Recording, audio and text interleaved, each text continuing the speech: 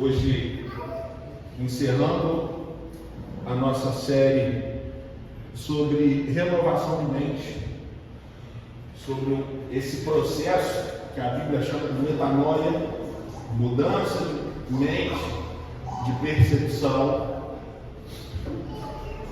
Esse processo que, se um cristão não passar, a gente vai continuar vivendo como o mundo vive, que faz transformar a nossa visão sobre todas as coisas da vida e da morte.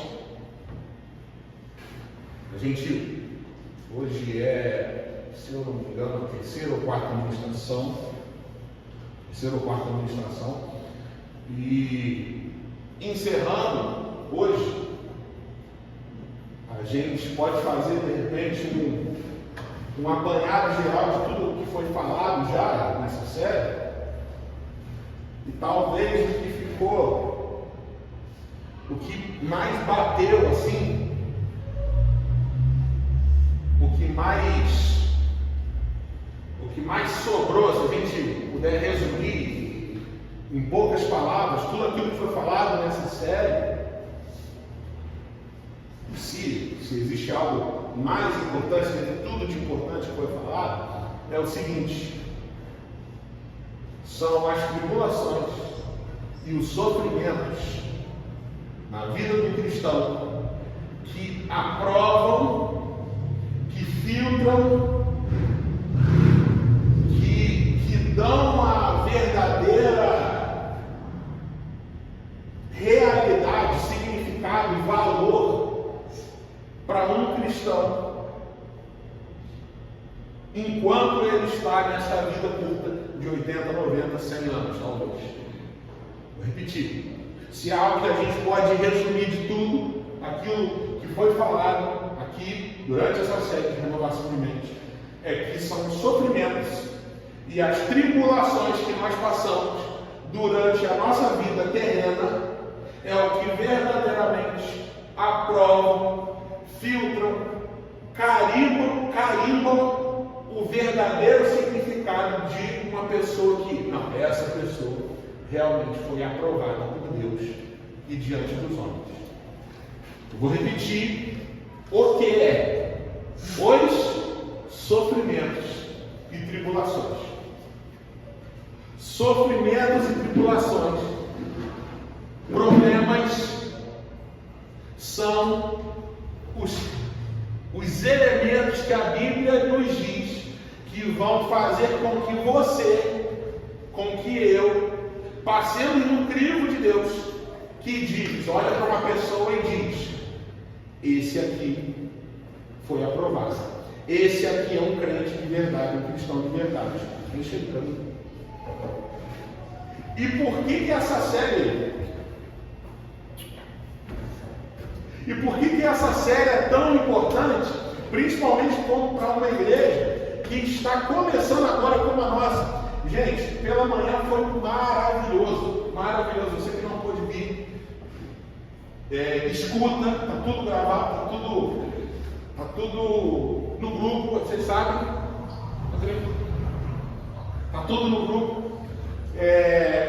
Hoje de manhã foi maravilhoso porque nós estamos tendo a oportunidade, nós como igreja, estamos tendo a oportunidade de construir de uma forma comunitária e não apenas um ali, outro aqui, alguns e a maioria não, poucas pessoas e a maioria para outro lado. Nós estamos tendo a oportunidade, meus irmãos, isso é muito rico, de desde o início da nossa comunidade, a gente até brincou que estou sempre com um bebezinho. Nós somos um bebezinho aí de informação, crescendo, nos alimentando uns aos outros, mas nós estamos tendo a oportunidade de desde já estabelecermos as bases no nosso coração e na nossa consciência, que eu digo para você, que serão edificadas de uma profundidade tão forte que jamais serão abaladas. Porque quando a gente fala sobre tribulação e sofrimento de um crente, quando a gente fala de estabelecimento das raízes que nós acreditamos em relação a Jesus, em relação à vida comunitária, em relação à vida, nós já estamos preparando um terreno que o próprio Jesus chamou de boa terra para receber a boa semente. E quando a gente é uma boa terra, se vier a boa semente, o que Jesus falou que aconteceria, daria fruto.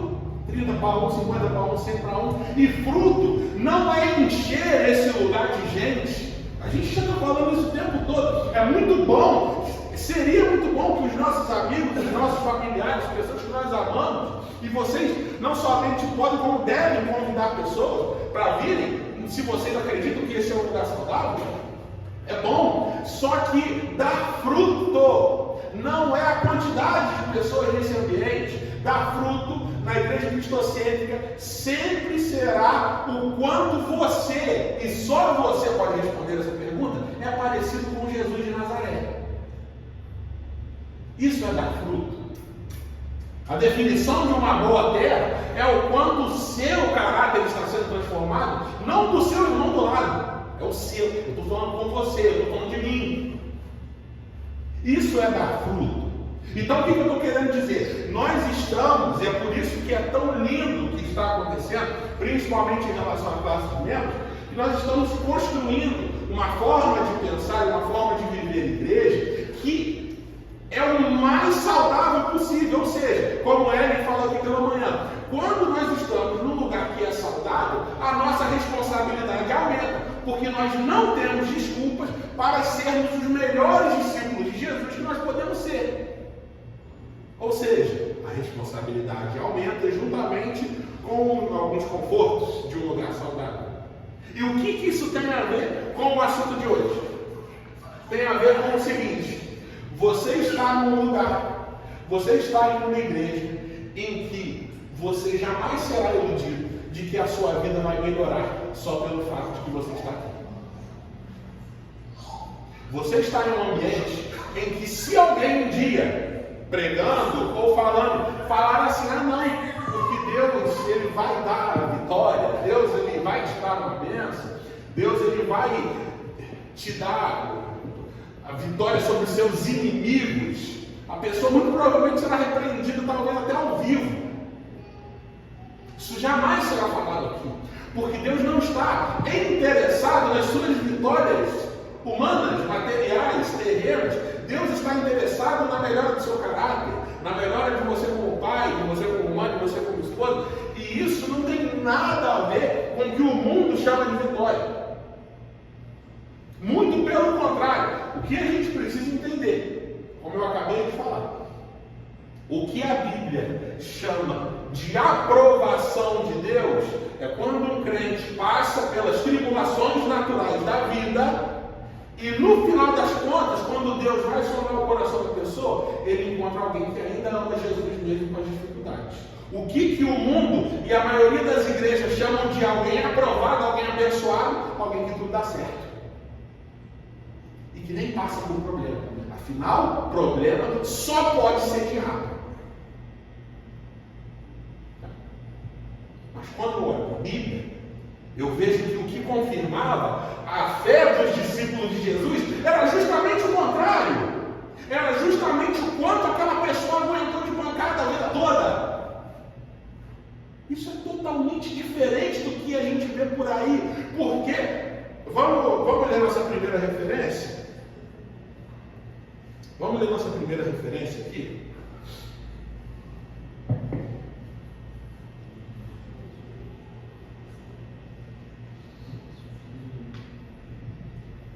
Segunda Coríntios, capítulo 4. 2 Coríntios, capítulo 4.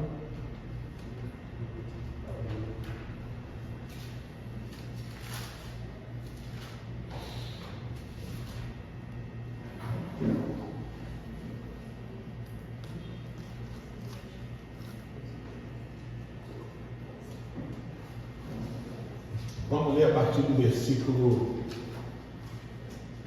7.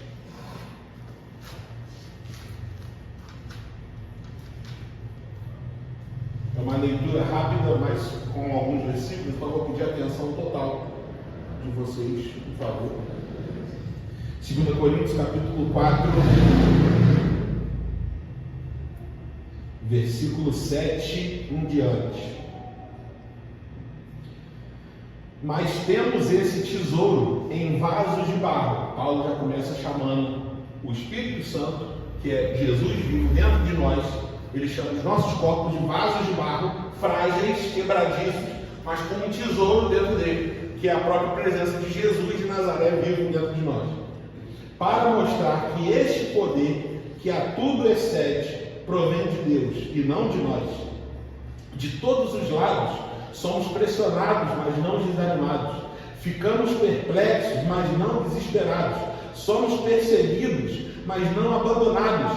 Abatidos, mas não destruídos. Trazemos sempre em nosso corpo o morrer de Jesus, para que a vida de Jesus também seja revelada em nosso corpo. Pois nós, que estamos vivos, somos sempre entregues à morte, por amor a Jesus, para que a sua vida também se manifeste em nosso corpo mortal, de modo em que em nós atua a morte, mas em vocês a vida. Está escrito: criei e por isso falei. Com esse mesmo espírito de fé, nós também cremos, e por isso falamos, porque sabemos que aquele que ressuscitou o Senhor Jesus dentre os mortos, também nos ressuscitará com Jesus e nos apresentará com vocês. Tudo isso é para o bem de vocês, para que a graça que está alcançando um número cada vez maior de pessoas faça que transbordem as ações de graças para a glória de Deus. Por isso não desanimamos, embora exteriormente estejamos a desgastar-nos, interiormente estamos sendo renovados dia após dia, pois os nossos sofrimentos leves e momentâneos estão produzindo para nós uma glória eterna que pesa mais do que todos eles. Assim, fixamos os olhos, não naquilo que se vê, mas no que não se vê, pois o que se vê é transitório, mas o que não se vê é eterno. A pregação podia acabar aqui. O culto podia acabar aqui. Porque é tão claro na Bíblia, é tão claro no Novo Testamento, que todas as perseguições e sofrimentos que um crente, que um discípulo de Jesus passa durante a vida, eles não são diabólicos no sentido de que, se eu estou passando por problema é porque eu pequei. Se eu estou passando por problema é porque o diabo está furioso comigo e ele está jogando problema, mas em nome de Jesus esse problema vai acabar e eu vou vencer. Quando a Bíblia diz que alguém está passando por um sofrimento, salvo algumas raras exceções, são exceções específicas, o que está acontecendo com o crente? Ele está colocando a sua fé e o seu amor à prova. É como se Deus, como se a vida chegasse para ele e falasse assim: você realmente acredita nas coisas que você diz acreditar? Você realmente acredita que as coisas que são de verdade, que são reais, que fazem sentido, são as coisas que não se veem? Você realmente acredita que a sua vida vai começar de verdade quando você morrer aqui na terra? Acredita? Me mostra. Não que Deus fique testando o nosso coração com dificuldade, para que ele fique, ele fique jogando dificuldades para a gente ver como ele fez com Jó, que é um exemplo específico, como eu disse, mas é o seguinte: a única forma de você provar para você mesmo e para Jesus que a sua vida realmente aqui na terra não vale de nada e você espera o reino vindouro, é que você não se desespere, você não o abandone, mesmo se tudo der errado aqui. Não existe outra possibilidade dessa verdade ser provada na sua vida, se você não passar pela própria dificuldade e poder dizer: eu passei e eu consegui ficar firme.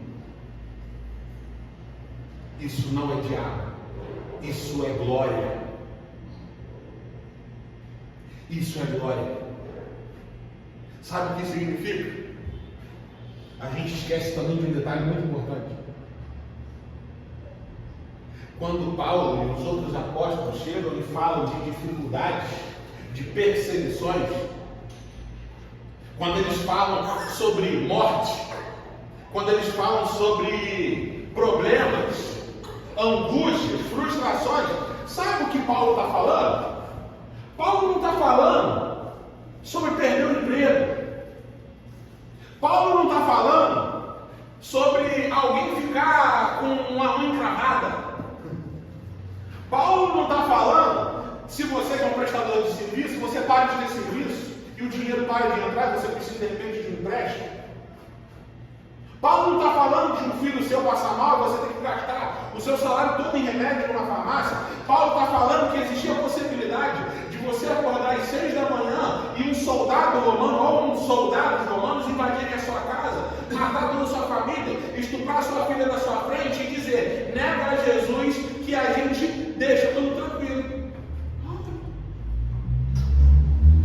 Paulo está falando que esse tipo de dificuldade produzia glória. Isso aí.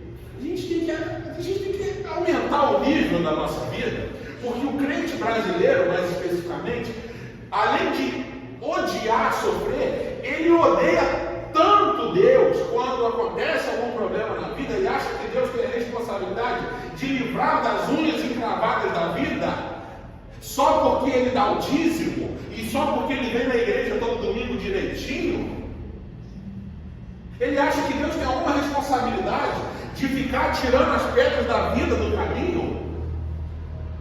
A pergunta é: quem que iludiu a gente? Quem que enganou que a vida com Deus, que você caminhar com Jesus, que você ser discípulo de Jesus, perverte o caminho natural da vida, te faz ficar vivendo no sobrenatural o tempo todo, só porque você está mais bonzinho do que o irmão?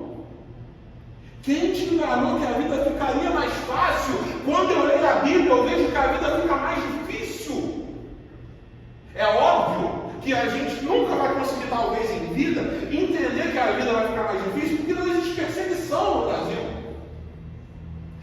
A decisão de seguir a Jesus não vai trazer o risco para a nossa vida hoje de alguém entrar na sua casa e colocar uma arma na cabeça da sua família, dizendo que você não pode seguir a Jesus, que é ou seguir a Jesus ou morte. A notícia para nós é que isso já acontece no mundo e ninguém fala nada sobre isso, porque é protegido pelo sistema. Isso já acontece no Oriente. Todo mundo sabe disso. Todo mundo sabe disso. E sabe por que ninguém fala nada? Porque também não vão falar nada quando chegar no Ocidente. Isso é grande tribulação.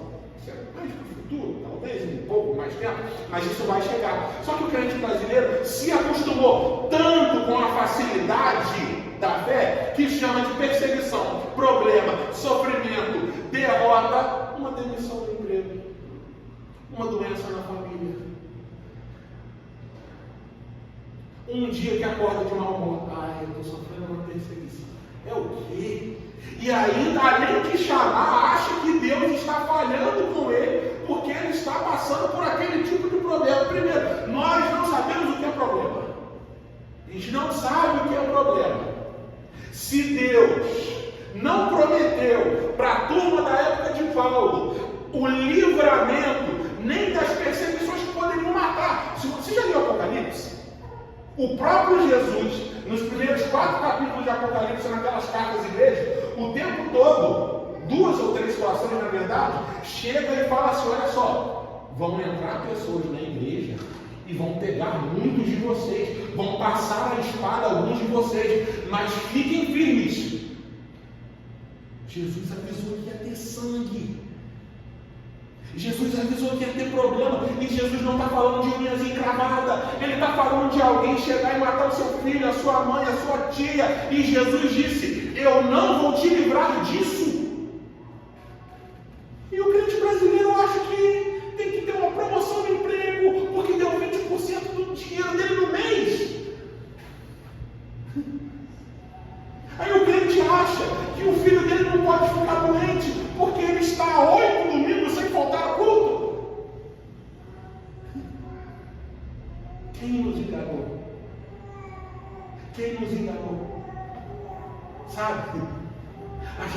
tipo de crente muito fraco.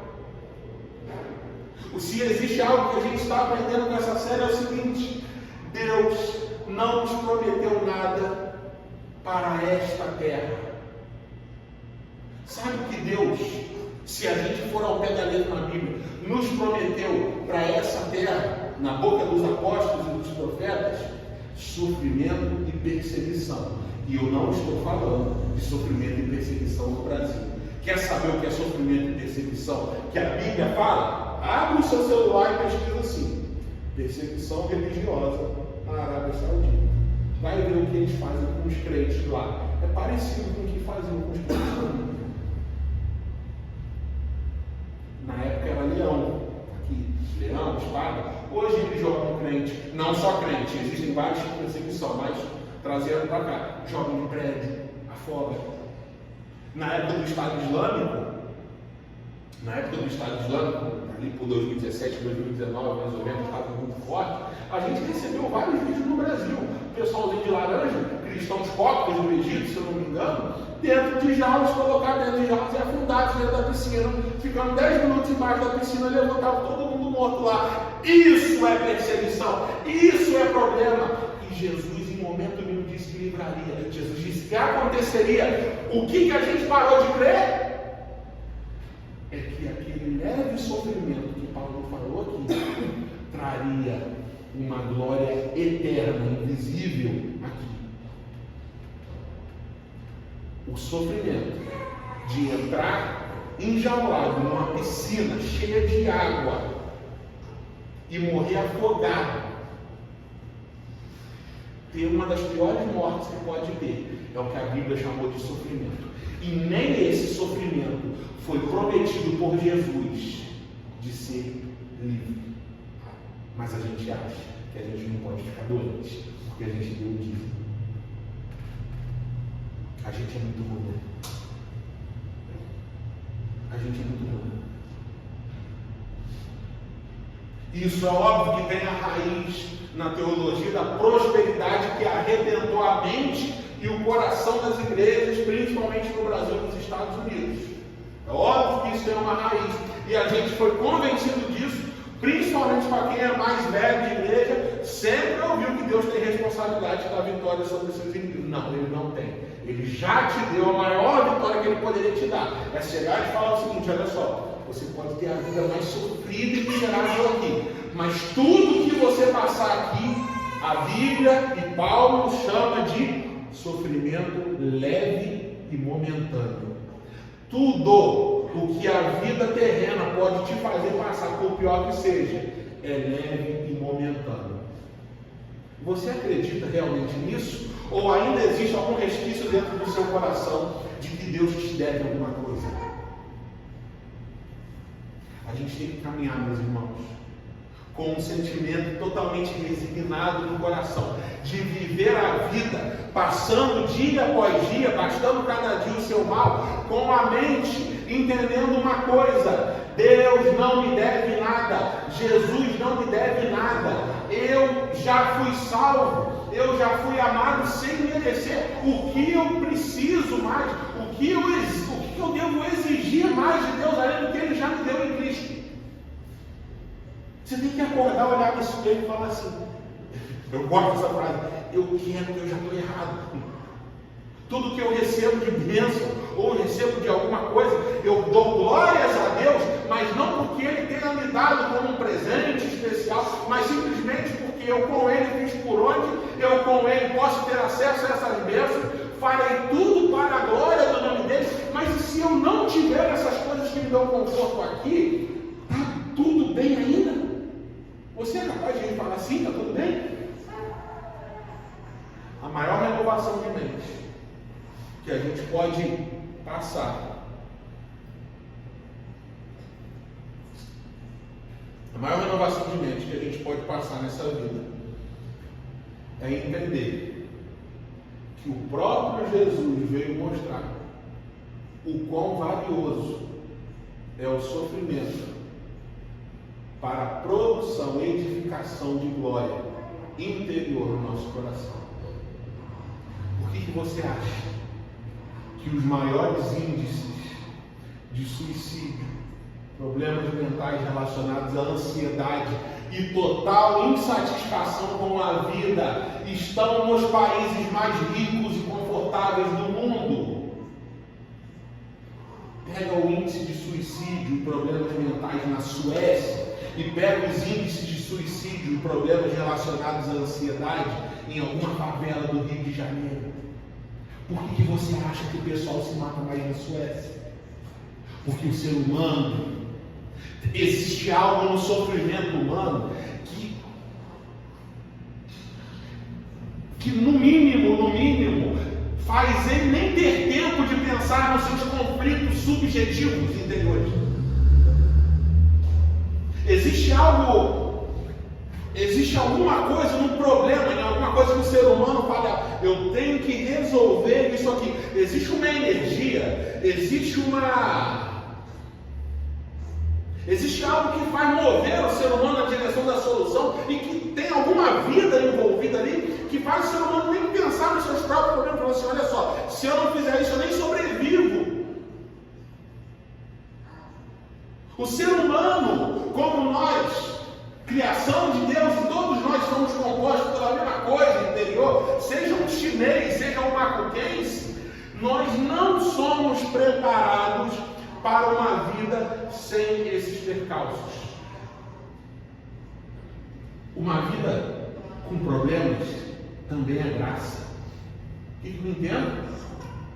A renovação de mente que a gente pode ter é entender de verdade que a Bíblia diz que a gente deve se gloriar nas tribulações, porque são as tribulações que, além das consequências espirituais que a gente acabou de ler, produzem um homem e uma mulher mais forte para a vida.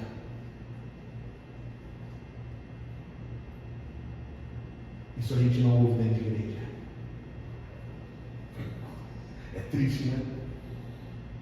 A gente ouve que crente não pode passar problema. Pelo contrário, quanto menos problema, melhor. Eu não estou falando que a gente tem que ser uma igreja de masoquista, pelo amor de Deus. Eu estou falando que quando o problema acontece, a gente não tem que ficar nem culpando Deus, nem culpando o diabo. É matar no peito e sair jogando. Vai fazer o quê? Vai fazer o quê? Se eu fico com raiva de Deus, eu automaticamente estou dizendo, Deus, você falhou em minha proteção e logo eu estou bravo com você porque chegou um problema na minha vida.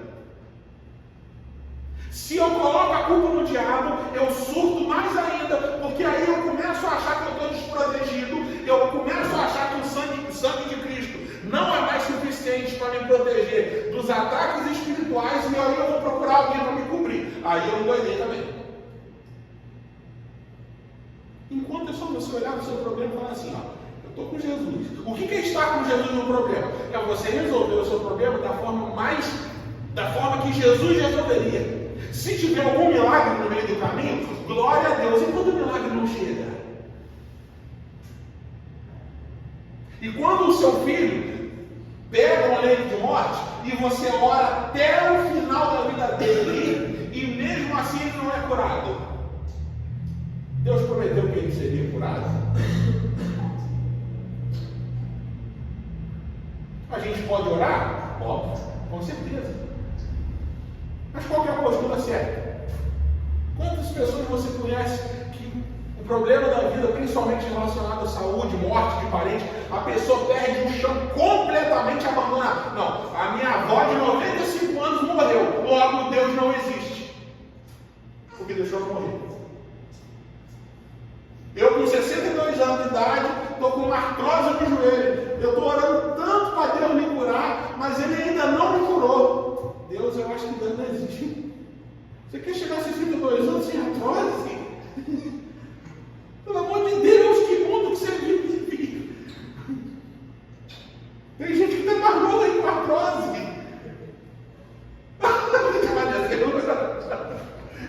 O pessoal chega assim, mas aí...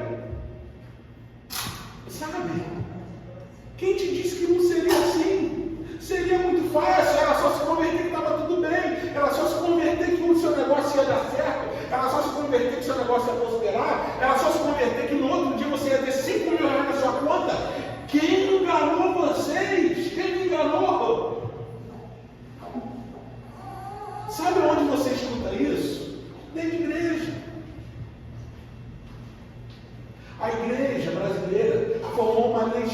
são pessoas que não sabem sofrer. E que quando sofrem, descontam naquele que supostamente é a causa ou a falta de proteção dos seus sofrimentos. Quem? Jesus.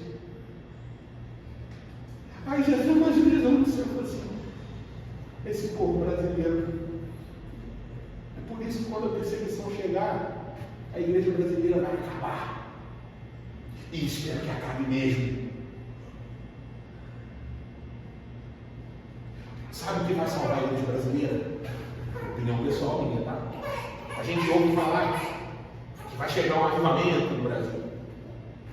Vai chegar movimentos que tiveram alguns movimentos espirituais que trouxeram algumas consequências positivas, mas a igreja brasileira está num momento tão irreversível no seu comportamento, na sua moral, ética, em tudo, que só se Deus atropelar tudo e todo mundo, e eu acho difícil que ele faça isso nos dias de hoje, da forma como ele fazia quando a gente não tinha acesso às coisas antes, quando não tinha acesso à informação, que hoje tem informação de qualidade e acesso. Então, como as coisas estão tão fáceis, o milagre fica um pouco mais inacessível. A única coisa que vai salvar a igreja brasileira vai ser o sofrimento. E como o sofrimento de perseguição, que a Bíblia chama de perseguição, deve demorar a chegar, a gente ainda vai ver algumas centenas de anos, talvez mais, talvez menos, da igreja brasileira indo de mal a pior. Mas quando a perseguição chegar no Brasil, a igreja vai acabar. Essa é a igreja que a gente vê por aí. E vai sobrar no Brasil, na época, sei lá como vai estar, só a igreja que foi passada pelo fogo da perseguição, a igreja que realmente ama Jesus. Eu não tenho esperança de que vai melhorar, não. Eu acho que de hoje até chegar esse dia, vai só piorar. Salvo algumas exceções. Mas a única coisa que pode salvar o Brasil vai ser a sua própria destruição, a destruição da igreja. Porque do jeito que está irreversível. Que nós não sejamos assim. Que a igreja cristocêntrica não seja uma igreja mimada.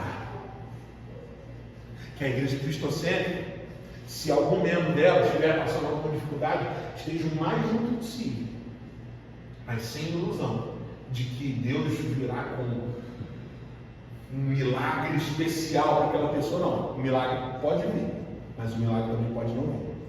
Você pode ser curado, como a gente já teve curas aqui, já teve, mas e se não tivesse? Usando o exemplo do Jonas, sabe que a cura chegou para ele? Sabe quando o milagre acontece? O milagre só acontece em casos de necessidade. Sabe por que você estava precisando de um milagre, Jonas? Naquele dia? Não é porque você estava com dor. Não. É porque Jesus queria te mostrar que ele estava vivo. A sua necessidade não era porque estava doendo. Ele está tentando ficar bem. Não. É porque Jesus falou assim: ele está precisando saber que eu estou vivo. Ele já está com informação demais. Mas a gente acha que a necessidade é a minha necessidade, não o plano de Deus. Por que uma pergunta talvez interessante, por que os milagres são muito mais raros hoje em dia do que era na época dos apóstolos? Já parou para se perguntar isso? Primeiro porque a evolução da ciência e da humanidade está tão grande que naquela época, por exemplo, se uma pessoa tivesse catarata, um glaucoma, por exemplo, a pessoa perderia a vista. Então a cura de um glaucoma inicial era um milagre. Hoje se botou um colírio, está curado. Então para que precisa de milagre se você tem um colírio de 10 reais na farmácia? Está entendendo?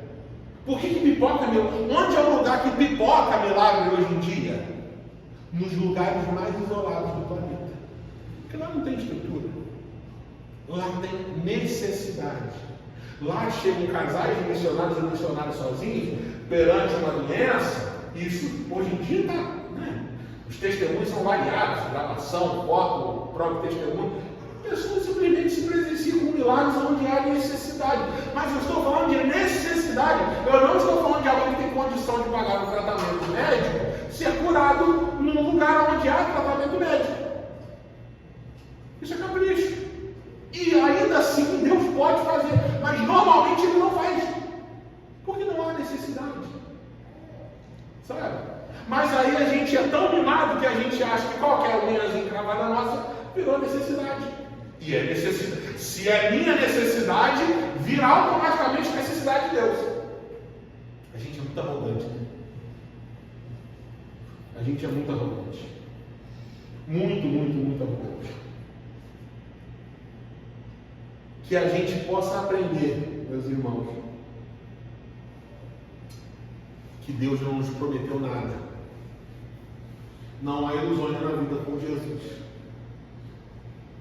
Não há garantias materiais na vida com Jesus. Ah, mas Jesus falou. Jesus falou. Jesus falou que Ele nos daria o que nós precisássemos para a nossa sobrevivência. Porque Ele mesmo, palavras dele, não tinha onde reclinar a cabeça. Aí a gente lê aquela passagem, nem Salomão se vestiu como os lírios do campo, e Deus veste os lírios do campo. A gente acha que Deus vai dar roupa de luxo para a gente. Deus falou que não vai deixar você sair pelado na rua.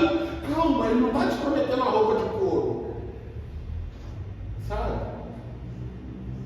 A sustentação básica, Jesus disse que nos daria para a gente não passar perigo. E como Deus faz isso? De repente, das formas mais variadas possíveis. A gente é tão mimado, a gente é tão egoísta, que a gente tem dificuldade de até reconhecer a provisão de Deus quando a gente consegue um emprego, uma oportunidade de trabalho, uma oportunidade de estudo. A gente acha que não. Milagre é só se aparecer dinheiro na minha conta. Não. Milagre é só se alguém vier com uma sacola de dinheiro na minha mão. A gente não quer nem ter um trabalho para a gente ter a condição de ter o nosso dinheiro. A gente quer um milagre. A gente quer coisa sobrenatural. A gente quer um presente. A gente quer ganhar na loteria. Aí é milagre. Mas quando a gente tem uma oportunidade de estudo, quando a gente tem uma oportunidade de trabalho, quando a gente tem uma família que pode às vezes nos socorrer em momentos de necessidade, não, isso é natural demais. Isso não é Deus, porque afinal todos têm família. É aquela velha história, aquela história clichê, de alguém que está no meio do oceano, aí começa a falar, Deus me salva, me salva, me salva. Aí aparece um barco, não, estou esperando Deus me salvar. Aparece um bote, não, eu quero Deus. Aparece um helicóptero, não, é Deus. Pelo amor de Deus, a gente é muito mimado. E tem no nosso coração esses resquícios dessa coisa mimada que é a teologia da prosperidade e a falta de leitura bíblica produziu. Porque a leitura bíblica do Novo Testamento me faz ter certeza de que tanto Jesus como os seus discípulos foram aprovados à medida que eles experimentavam maiores sofrimentos. E não o contrário. Uma vida sem sofrimentos na época da Bíblia significava, sabe o quê? O cara era bem fraco. Você consegue imaginar isso? Por que você acha que os apóstolos saíram glorificando a Deus quando eles acabaram de passar por uma cerimônia de açoitamento público? Eles saíram cantando. Sabe por quê? Eles olharam para o e falaram assim, cara, a gente foi digno de apanhar por Jesus.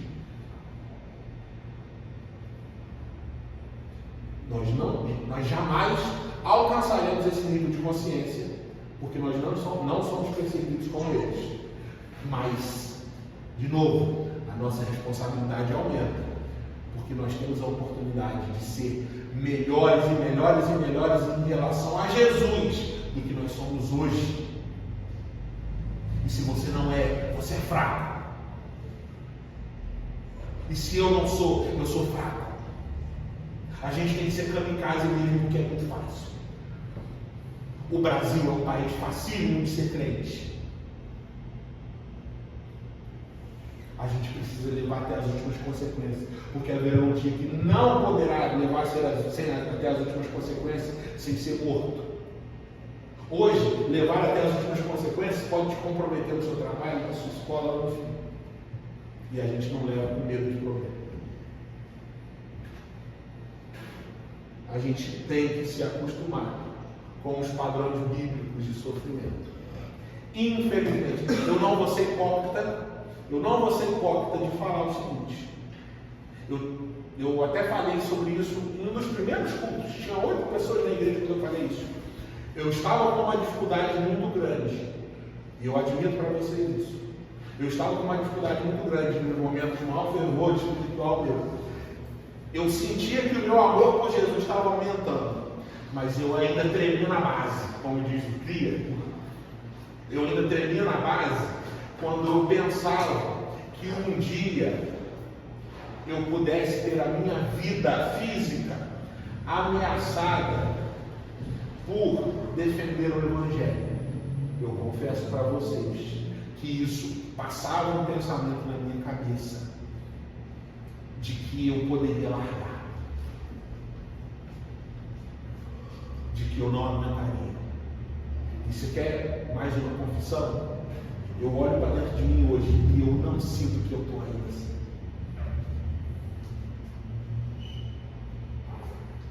Eu sinto que se a perseguição começasse amanhã, eu provavelmente falharia. Vergonha para mim. Vergonha para mim. Porque Jesus foi até as últimas consequências. Eu podia ter pedido. Vou pedir se eu passar. Porque Jesus também pediu para passar o cálice do sofrimento. Ninguém aqui é masoquista para querer sofrer. Mas quando eu olho para dentro de mim, experimenta, faz esse exercício. Olha para dentro de você e se imagina. A perseguição começando amanhã. Você morreria. Você entregaria a sua vida por Jesus. Eu olhando agora, nesse segundo para dentro de mim, eu digo que eu não sei. Vergonha para mim. Eu não posso dizer algo que eu não sou ainda hoje. E eu me comprometo a buscar até o último fio do meu cabelo uma força espiritual, porque isso vem de Deus, isso é graça. Isso não é alcançado por mãos humanas, por esforços humanos. Mas eu me rejeito a ficar assim, porque se eu acredito que a vida de verdade começa quando eu morrer aqui, eu quero dizer como Paulo, as coisas são como perda. Eu quero encontrar a Cristo. Se eu tiver as minhas unhas arrancadas, os meus olhos arrancados nesta vida, eu farei gritando de dor, mas com o coração queimando por Jesus.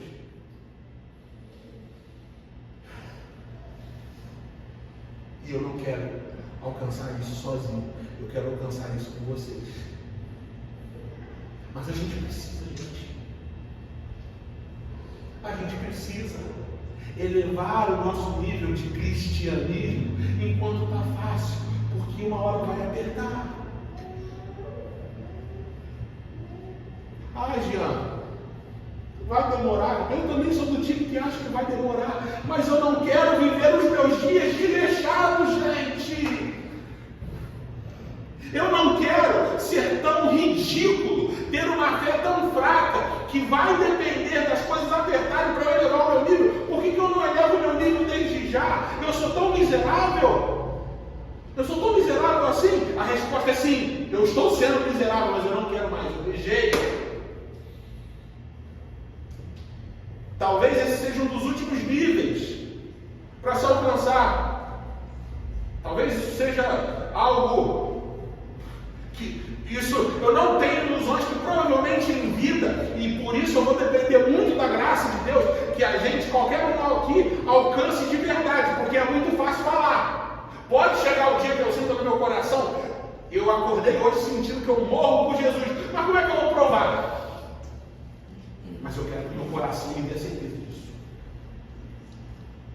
Eu não preciso de prova. Eu quero que eu acorde um dia, olhe no espelho e fale: eu alcancei no meu coração. Eu vou me agarrar a essa esperança, mesmo que eu não tenha uma arma na minha cabeça. Mas se eu consigo conviver com uma arma na minha cabeça, eu tenho todo o resto.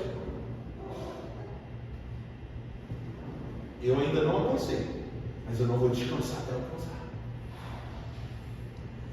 Você está disposto a entrar nessa caminhada, gente? Você está disposto a deixar sua mente ser renovada dessa forma? Eu quero. E por que eu quero? Não é para agradar ninguém. Não é para, uau, ele é louco por Jesus. Não. Porque quando eu olho para o meu Senhor, quando eu olho para o meu Mestre, porque quando eu olho para aquele que está vivo, observando os meus passos, com as marcas da cruz em suas mãos e em seus pés, eu vejo que ele se entregou conscientemente, espontaneamente, sem receber nada em troca. E como cantamos aqui, é exatamente a sua entrega total e espontânea que me faz olhar para ele e dizer: você é digno, você é santo, eu te adorarei, porque as suas tribulações produziram a sua glória. E quando Deus olhar para mim, eu quero que ele tenha o mesmo sentimento que teve quando olhou Jesus se entregando espontaneamente. Tu verás o fruto do seu zeloso trabalho e se alegrará. É exatamente isso. Sabe como funciona? Deus olhou para Jesus e se alegrou do trabalho dele. E quando Jesus olha para nós, ele quer que a gente também pegue a nossa cruz. Hoje no Brasil é de forma metafórica, mas para muito crente está sendo de forma literal. Vamos para a cruz comigo, meu irmão? Vamos para a cruz comigo? Aí a gente tem dificuldade de largar pecado. Eu não quero ter reserva para Jesus, gente. Eu não quero ter reserva para Jesus, porque ele é digno, ele passou primeiro para que ele seja o meu maior exemplo, e ele, sem me obrigar, sem me impor, só diz: vamos. Porque eu chamei aquele dia no Vivi lá, ele falou: vamos, aguenta. Jesus chega para a gente e fala assim: aguenta. Um dia, e eu achando que eu estava aquele dia, por causa dos 2 dias de jejum, cheguei para a Larissa: aguenta. 48 horas de jejum, aguenta. Jesus chega para mim: cruz, aguenta. Ficar pelado em público apanhando, aguenta. Sofrimentos leves e momentâneos comparados a Jesus. Nós só o amamos e o seguimos porque ele é digno e não é mais por causa de nada. Nós não seguimos, acabamos de cantar, não buscamos as suas mãos, nós queremos a sua face. As mãos de Deus, poderosas, milagrosas, estão por aí, fazendo milagres para quem precisa, se mostrando para quem quer, se mostrando para quem tem uma frestinha no coração. Mas a pergunta de Jesus é: aguenta? Quer participar do meu sofrimento junto? No Brasil está fácil. A gente vai ser aqui crente no máximo nível 2, nada, nível 1, nível 10 é o pessoal que está morrendo antes de Jesus. Mas seja o melhor da coisa horrível que a gente pode ser, porque somente só vai dar para ser melhor mesmo quando a perseguição começar. E a gente está longe. Mas que a gente seja o melhor que a gente possa ser já hoje. Seja o melhor que você pode ser já hoje. E seja, lembrando, que isso somente é saudável, valioso, verdadeiro, se for espontâneo. Porque Jesus não vai te dar nada além do que ele já te disse, que é a vida eterna. Você está satisfeito com as coisas que não se veem, ou você quer coisas para você tocar, vestir, ter no bolso? Só você pode responder essa pergunta. Eu posso ainda não estar 100% preparado, mas eu quero estar nesse caminho.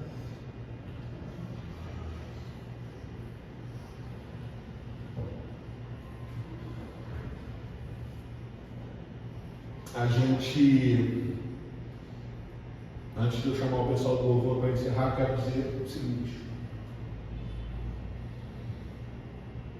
esse processo de renovação de mente. Todos nós precisamos passar. Não é de uma hora para outra. Você precisa buscar diariamente isso na sua vida. Você tem um objetivo, você tem um alvo, e dia após dia você vai ter o seu coração transformado. Haverão dias em que seu coração vai falhar. Haverão dias que você vai errar, mas você não pode desistir. Não pode desistir. A própria Bíblia deixa claro que a luz do justo é como a luz do amanhecer, que vai crescendo, crescendo, crescendo, crescendo, até se tornar dia perfeito. Vai ter dia com nuvem, vai ter dia que você vai dar um movimento, mas a coração firme na cruz. Não desista do processo da renovação da sua mente. Você está em um lugar onde você vai ser incentivado para isso todo dia. E você só não vai alcançar se você não quiser. Você quer? Eu também quero.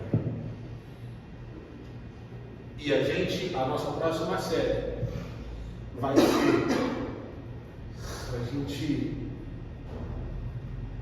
ter mais ainda fascinação por Jesus do que qualquer outra coisa.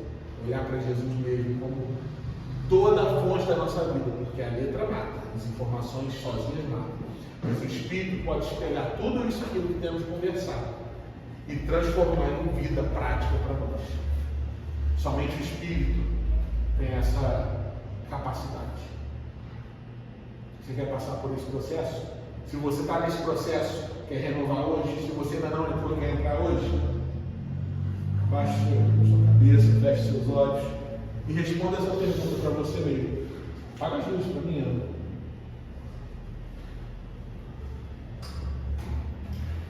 Vou chamar o pessoal do louvor.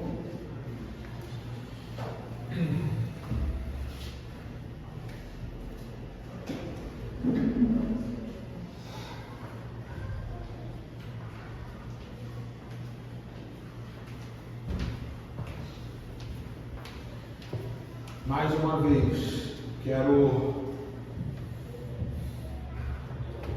dizer que o processo da renovação de mente é o processo mais importante que a gente pode passar. E que você queira passar por isso. Você não vai passar sozinho. Que você tem os seus irmãos e você tem o próprio Cristo vivo te acompanhando do seu lado. Peça a Ele nesse momento, enquanto preparamos aqui, para que Ele coloque isso queimando no seu coração. Jesus é digno de abandonar toda a sua vida para seguir somente a Ele. Para onde iremos nós, se somente Jesus tem as palavras